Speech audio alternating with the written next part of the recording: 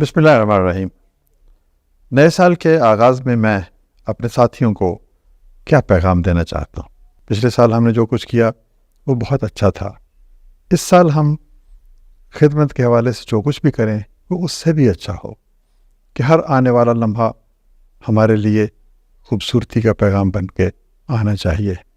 حضرت علی کرم اللہ وجہہ کا فرمان ہے کہ وہ شخص برباد ہوا جس کا آج اس کے گزرے ہوئے کل سے اچھا نہ تھا۔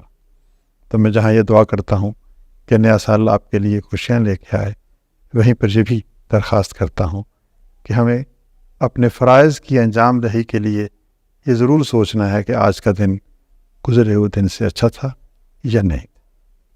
بہت بہت دعائیں آپ کے لیے، آپ کے اہل خانہ کے لیے، ان 1 کروڑ کے قریب خاندانوں کے لیے جو ہمارے ساتھ منسلک ہیں، اور پھر پاکستان کی جغرافیائی سرحدوں میں بسنے والے اور بیرون ملک پاکستانی جو ہمارا سرمایہ ہے، ان سب کے لیے ایک باوقار زندگی کی دعاؤں کے ساتھ۔